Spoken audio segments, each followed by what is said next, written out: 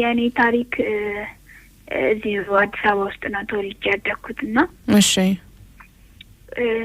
እናቴ ለቤተሰቦቼ ወይም ደግሞ ለአክስትና ለአጎቶቼ ጥላኝ ወደ ደብረ ሊባኖስ ወደሚባል ገዳም ከገባች 6 አመት ሆኗታል። እሺ አንቺ ስንት አመት እድሜ ያለሽ ነው ጥላሽ ሄደችው? 14 ለማን ነው የተወችሽ? ለአክስት ለአጎቶቼ። እሺ እና በጊዜው ያው ህፃንም ስለነበርኩኝ ተሰሚነት አልነበረኝም። አትጂም ብላት ልትሰማኝ አልቻለችም ነበር። ከዛ አሁን ከ2 አመት በፊት የ12ኛ ክፍል ተማሪ ነበርኩኝና እሱን ከተፈተንኩ በኋላ ከቤተሰቦቼ ወይም ደግሞ ካሳደጉኝ ሰዎች ጋር መስማማት ስላልቻልኩኝ ወጣሁኝ ከቤት።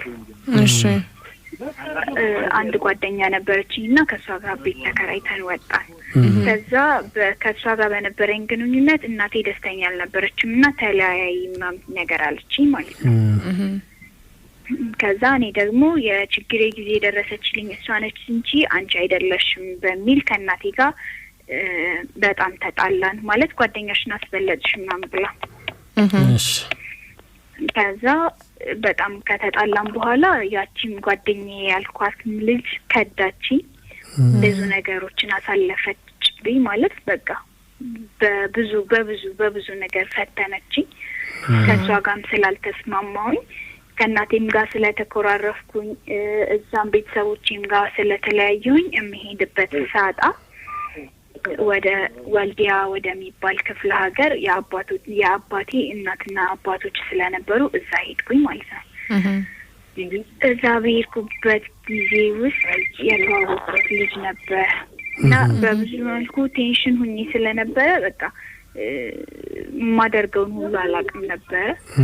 ከዛ ወደ ራሴ ከተመለስኩኝ በኋላ ከሱ ጋር ግንኙነት ነበረን ምናምን። ከዛ የፍቅር ግንኙነት ጀምራችሁ? ከዛ ወደ አዲስ አበባ ተመለስኩኝ። ወደ አዲስ አበባ ተመልሼ ከእናቴም ጋር እንደገና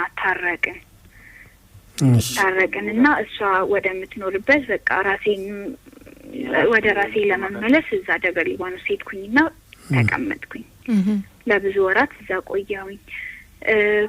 በፍቅር ግንኙነት አብረን ከነበርነው ልጅ ለካ ነፍሰ ጡር ነበርኩኝ እኔ ማለት ነው። ከዛ በኋላ እናቴ ማታውቅም ከ2 ወር በፊት ወደ አዲስ አበባ ድጋሚ ተመልሼ እዛ ያወኳት ልጅ ነበረችና እሷ ጋር ተጠግቼ ስራ ለመስራት ወደ አዲስ አበባ መጣሁኝ ድጋሚ። ከዛ በኋላ በመጣው በአንድ ወር ውስጥ ወለድኩኝ። ከዛ ከልጁ ጋር ተጣልተን ነበር የተለያየ ነው። እሱም ማለት ያው ባጭሩ ልንገራችሁ ብዬ ነው እንጂ በጣም ሰፊ ነው ታሪኩ። እሺ እና ከወለድኩኝ በኋላ በርግጥ ከዛ በኋላ እኔ ከወልዲያ ወደ አዲስ አበባ ከተመለስኩ በኋላ እሱ ይደውልልኛል፣ እኔ አላነሳለትም ነበር። የተጣላንበት ኬዝ በጣም ከባድ ስለነበር ማለት ነው። ከዛ እንደወለድኩኝ ግን የግድ ማስታወቅ ስለነበረብኝ ደወልኩለት። ስደውልለት ግን ሊቀበለኝ አልቻለም። አሁን ያው ከቤተሰቦቼም ጋር ተለያይቻለሁ፣ ከሱም ጋር ተለያይቻለሁ። ህፃን ልጅ ይዤ ለብቻዬ ነኝ ያለሁትና ያው በሰፊው ማጫወታችሁ ይሆናል በርግጥ። አዎ ለጊዜው ታሪኬ ይሄ ነው። መልካም። ስለዚህ ስልክሽን ቃሉ ተይዟል አይደለ? ስልክሽን ይዘነዋል። እንደውልልሽና ካለሽበት ሁኔታ አንፃር ምን አይነት የስነ ልቦና ድጋፍ ነው የሚያስፈልግሽ? ከዚህ በኋላ ምንድነው መደረግ ያለበት? የተበላሹ ግንኙነቶችስ እንዴት ነው መታገዝ የሚችሉት የሚለውን ነገር በጋራ እንሰራበታለን። አንቺ ግን በእግዚአብሔር ተስፋ አድርጊ። ሰው በህይወቱ ምንም ነገር ሊያጋጥመው ይችላል። ነገ ደግሞ ሁሉም ነገር መልካም ይሆናል።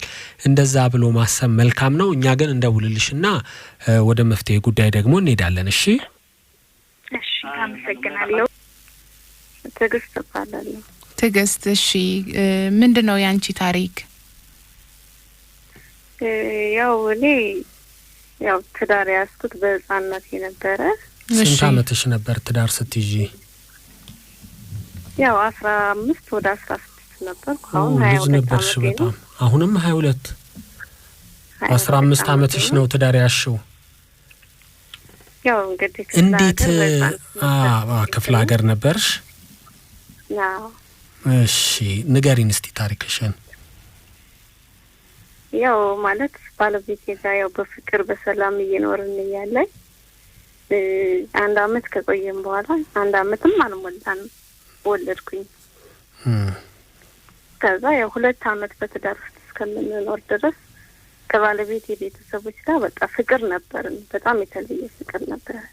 እሺ ከዛም በኋላ ያው ልጅም ከመጣ በኋላ እሱ ማለት አንዳንዴ ቤተሰብ የተለየ ነገር ሲያይብህ መጀመሪያ ያከንተርከው ስጦታ ካለ ትዳር ይቀርባቸዋል። በዛን ሰዓት መጥፎ አመለካከት ይኖራል። በዛን ሰዓት እኔን እየጠሉኝ መጡ። ከነሱ ማራቅ ፈለጉ። ከዛ በቃ ወደ የ2 አመት ህጻን ልጅ እንዳያስኩ ተለያየ።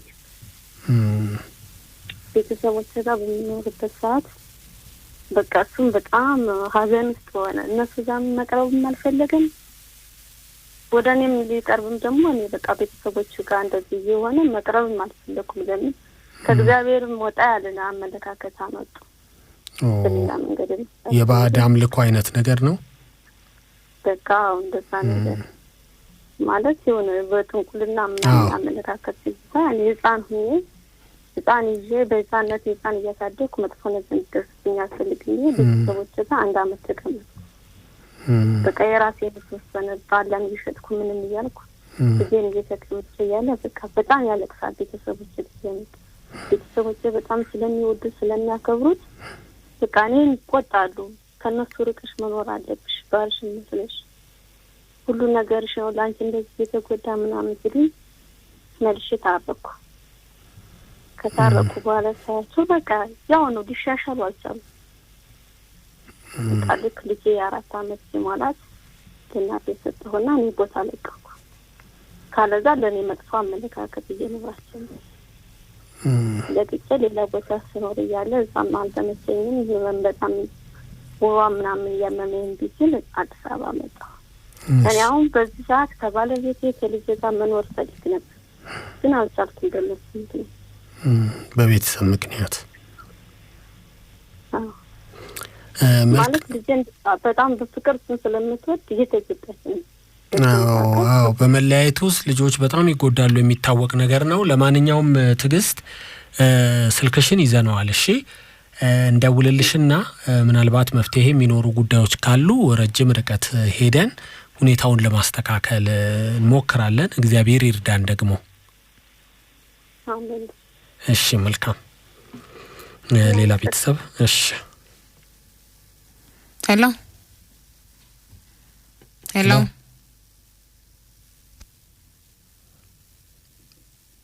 ሄሎ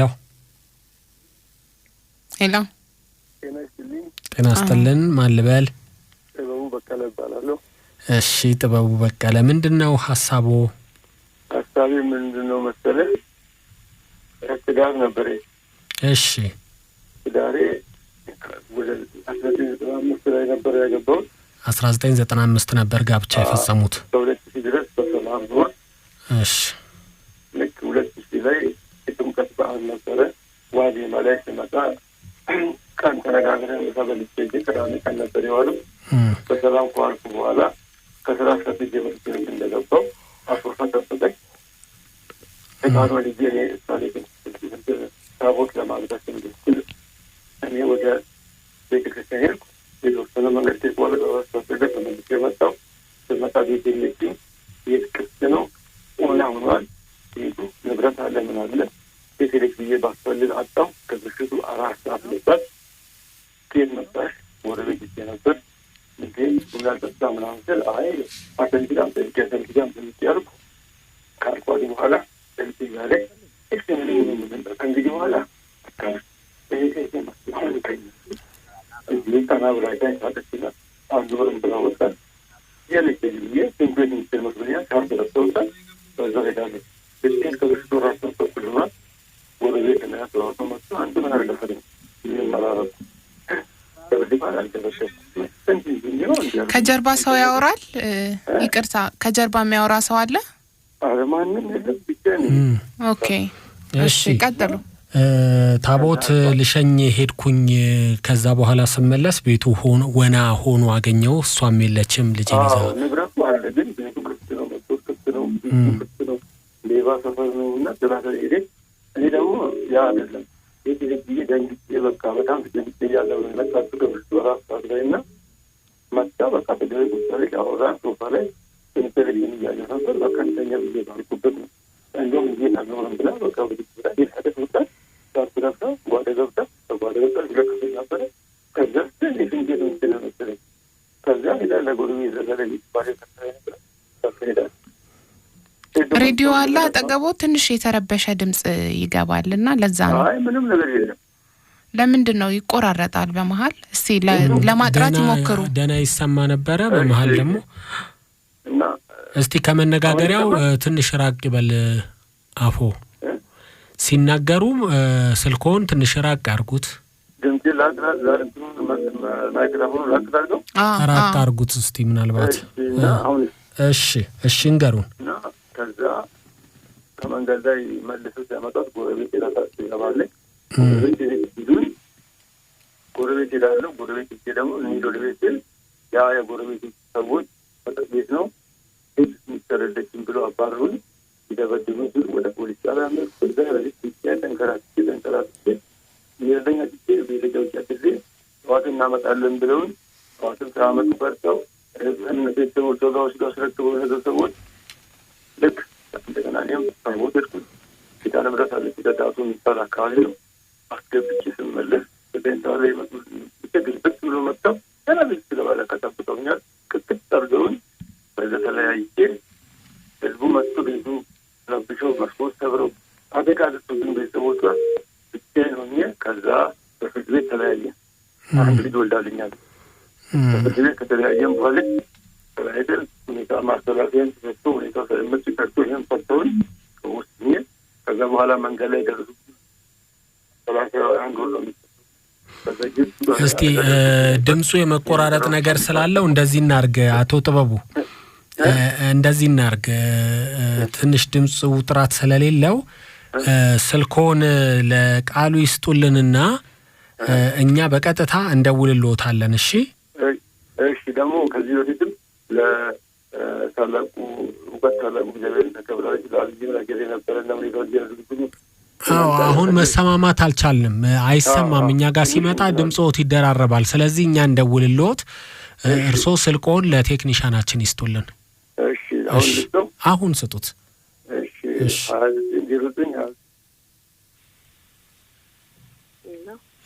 አቤት ማንን በል ነው ወይስ ይቆይ ደራርቱ ባላል ከቡራዩ እሺ ደራርቱ ከቡራዩ ምንድነው ሐሳብሽ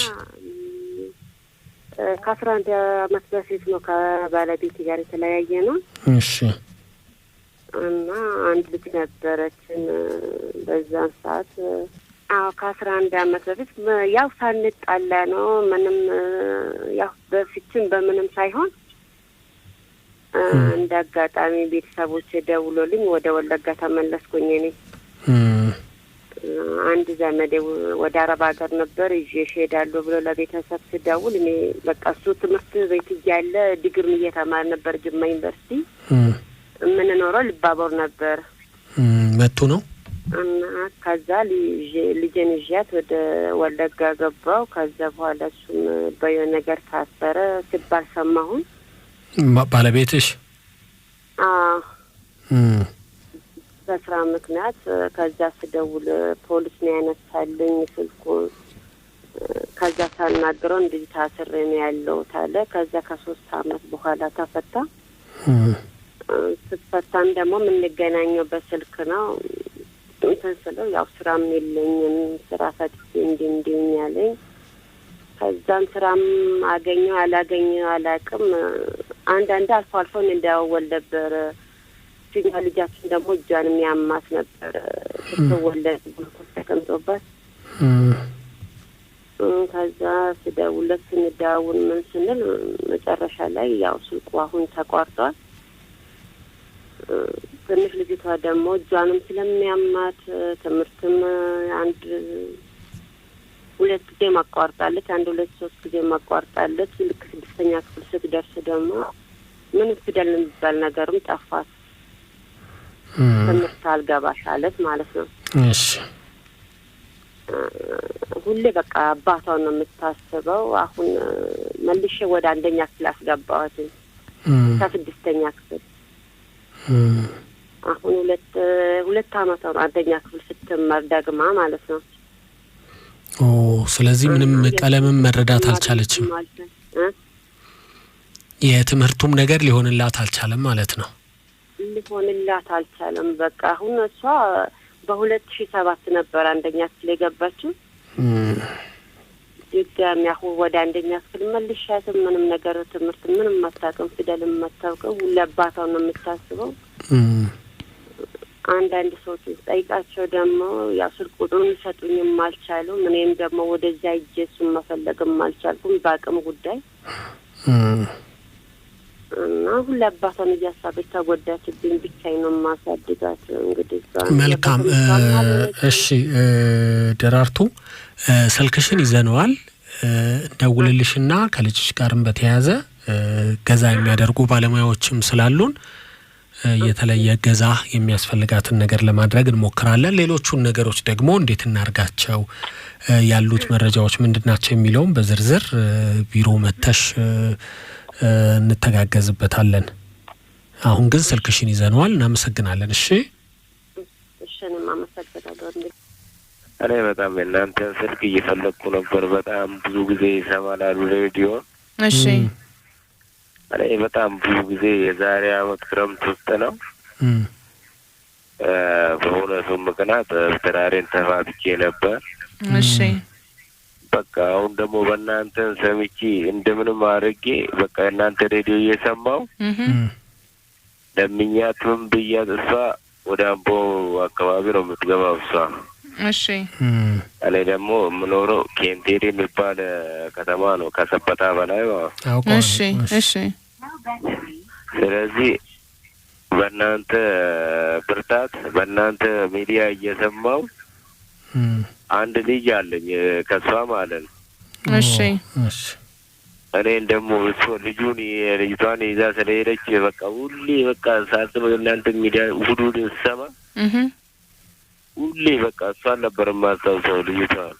እሺ ዛሬ በእናንተ ብርታት ልጄንም ይዣለሁ እሷንም ወደ ቤት ያስገብቼ አብሬያት እየኖርኩ ነው። በጣም አመሰግናለሁ።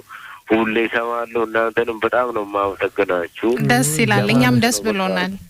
በጣም ልጄ ከእሷ ጋር እየኖርኩ ነው። ከልጄንም አቅፌ እየኖርኩ ነው። በጣም አመሰግናለሁ ለማለት ነው ደወልኩት። ደስ ይላል። ለእኛም የምስራች ነው ከምንሰራው ስራ ጋር እናመሰግናለን። እሺ እኔም በጣም ነው የማመሰግነው። እግዚአብሔር ይስጥልን። በጣም ነው የማመሰግናችሁ ነው የምለው። እሺ እግዚአብሔር ያክብርልን። ቤተሰባችን ልጆች ደግሞ አባት ጋር ቢሆኑ የእናት ናፍቆት አለ፣ እናት ጋር ቢሆኑ ደግሞ የአባት ነገር ይጎላል። ስለዚህ ምሉ አይሆኑምና በጣም ብዙ ስቃይ ነው የሚያርፍባቸው። ለመንፈስም ለሁኔታም የተጀመረው ነገር ከግብ ደርሶ በጋራ አብሮነት ስትኖሩ ነው ልክ የሚሆነውና ይህንን እድል ስላገኘህ ደስ ብሎናል። እኛንም ደግሞ በደንብ እያደመጣችሁ እየተማማረን እየተጋገዝን ትዳራችሁ ከዚህም በላይ ያማረ ለብዙ ፍሬ የሚበቃ እንዲሆን መልካም ምኞታችንን እንገልጻለን። እኔም እንደዛ አመሰግናለሁ። ሁሌ እናንተ ሚዲያ እናንተ ፕሮግራም ስሰማ በጣም ነው በቃ ውስጤ የምነካኝ ማለት ነው። ለምን ሁሌ በቃ አሁን ልጄን ራሱ ፍለጋ ጀመርኩት ማለት ነው። እሷ መቼም አትመለስም ነበር ታውቃለህ። ግን በቃ ቪዲዮ በተኛውበት ሁሉ በቃ ከ2 ሰዓት በኋላ እናንተን ስለምሰማ ሁሌ ብዙ ታሪኮች ስሰማ በቃ እኔ ደግሞ በቃ እኔ መካኒክ ነኝ ሲጀመር በቃ እኔ ደግሞ እግዚአብሔር ይመስገን እናንተን በጣም ነው ሁሌ ሲደውል ደግሞ ስልካችሁ መስመራችሁ ላይ አላገኘም።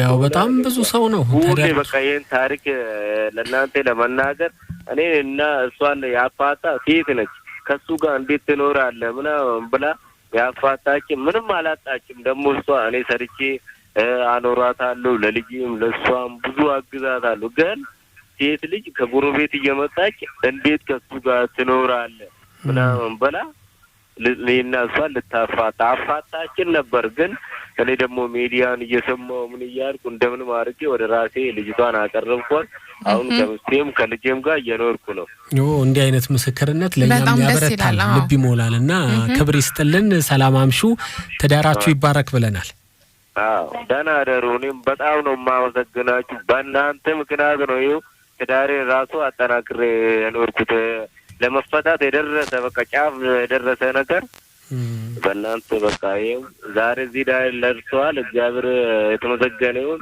በጣም ነው ማመሰግናችሁ ትልቅ ነገር ነው ደስ ይላል ሰላም ደሩ ዜናም ሰምተናል ከተበታ ኬንቴ ከተማ መባል ነው እሺ እናመሰግናለን በጣም አመሰግናለሁ ደህና ደርልን የሚገርም ነው ልብ ያበረታል ሄሎ